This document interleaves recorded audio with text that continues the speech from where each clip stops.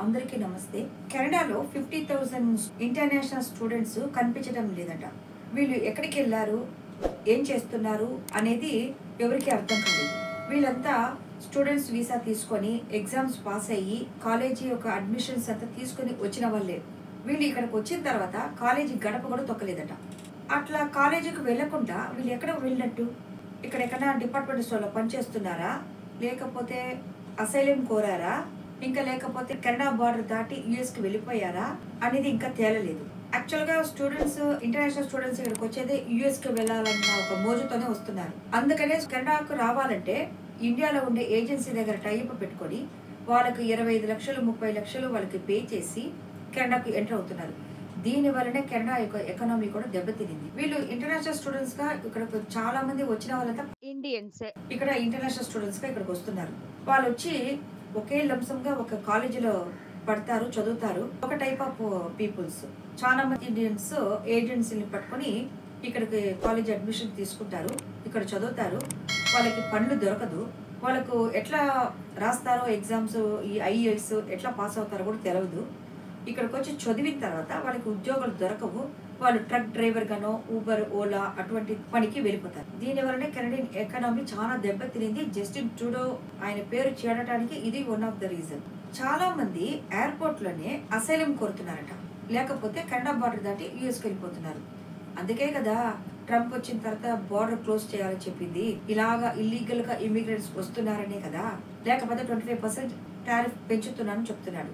ఈ అసైలం వీళ్ళు కోరే వల్ల ఏమవుతుందంటే కెనడా గవర్నమెంట్ ఎవరైతే అసైలం కోరారో వాళ్ళకి సమ్ అమౌంట్ అనమాట, అది బాగా మంచి అమౌంటే, నేను అనుకుంటాను $50 వాళ్ళకి మంత్లీ పే చేస్తారట. వాళ్ళు ఎందుకు ఇంకా పనిచేస్తారు?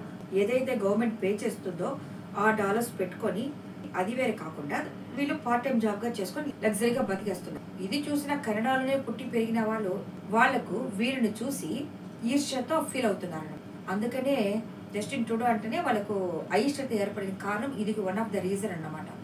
ఈ యొక్క ప్రశ్న వల్లనే డొనాల్డ్ ట్రంప్ కూడా చాలా స్ట్రిక్ట్ గా చెప్పేశాడు, నువ్వు బార్డర్ క్లోజ్ చేయకపోతే 25% టారిఫ్ విధించేది ఖాయం. వానకు కూడా కాలేజీ గడప తొక్కలేదట. ఇది ఎలా తెలిసిందంటే కాలేజీలో వన్స్ అడ్మిషన్ దొరికిపోతే 2 times వాళ్ళు సర్వే ఎత్తారంట, ఈ స్టూడెంట్స్ నిజంగానే ఉన్నాడా లేదా అనేసి. వాళ్ళు ఇయర్లీ ట్వైస్ ఏమో చూస్తారట. అలా అప్డేషన్ చేసినప్పుడు తెలిసిన విషయమే ఇంతమంది స్టూడెంట్స్ మిస్సింగ్ అయ్యారా అనేసి. వీళ్ళంతా ఎక్కడికి వెళ్ళినట్టు, యుఎస్కి వెళ్ళిపోయారా, లేకపోతే అసైలం కోరారా, లేకపోతే ఎక్కడైనా పార్ట్ టైం జాబ్ చేస్తున్నారా అనేది క్వశ్చన్ మార్క్. ఇప్పుడు డొనాల్డ్ ట్రంప్ అక్కడ పదవిలో వచ్చిన తర్వాత అక్కడ ఎవరైతే ఇల్లీగల్ ఇమిగ్రెంట్స్ ఉన్నారో వాళ్ళని తిరిగి పంపించేస్తారు. ఆ పంపిస్తే ఏమవుతుంది, తిరిగి వాళ్ళు కెనడాకే రావాల్సి వస్తుంది.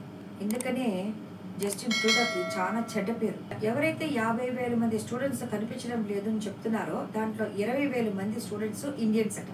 వాళ్ళంతా ఇక్కడికి వచ్చేసి వాళ్ళు ఒక యూనిటీగా ఉంటారు. వాళ్ళు వర్క్ లో కానీ ఎక్కడ ఉండటం కానీ, ఒకే ప్లేస్ లో ఒక 10 మంది 20 మంది ఉండటం కానీ. టొరంటోలో most of the people Indians, 20,000 people Indians ని సర్వేలు తేలింది. దీంట్లో చాలా మంది ఫేక్ యాక్సెప్టెన్స్ లెటర్ పెట్టుకొని వచ్చిన వాళ్ళు ఇండియాలో ఉండే ఒక ఏజెన్సీ మూలకంగా ఇక్కడికి వచ్చిన వాళ్ళు. ఒక స్టూడెంట్ 25,000 to 30,000 ఆ ఏజెంట్ కి మాత్రమే ఇచ్చి ఇక్కడికి వచ్చారట. ఈ ఫేక్ యాక్సెప్టెన్స్ లెటర్ ఏదైతే ఉందో దాన్ని కనుక వీళ్ళు చూపిస్తే దానికి వాళ్ళు చెప్తున్నారట, మాకు లెటర్ వచ్చింది, మేము వచ్చినాము అని.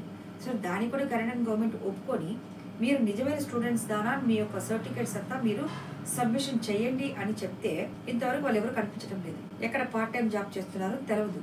ఆ యొక్క సర్వేలో తేలిందే ఇంతమంది స్టూడెంట్స్ మిస్ అయ్యారని. ఎప్పుడు డొనాల్డ్ ట్రంప్ పదవికి రాకముందు కెనడియన్ గవర్నమెంట్ కి కెనడియన్ బార్డర్ స్ట్రిక్ట్ చేయమని చెప్పారో, $1.3 billion సెలవులో కెనడా గవర్నమెంట్ బార్డర్ సెక్యూర్ చేయదలుచుకున్నారు. ఒకవేళ ఈ బార్డర్ సెక్యూర్ అయిన తర్వాత ఇట్లాంటి ఇల్లీగల్ ఇమిగ్రెంట్స్ ఉండరనుకుంటాను. ఇంకా మీట మెల్లగా వేచి చూద్దాం ఏం జరుగుతుందో. ఈ స్టూడెంట్స్ వారంతట వాళ్ళే వస్తారా, లేకపోతే వీళ్ళు పట్టుబడతారా అని వేచి చూద్దాం.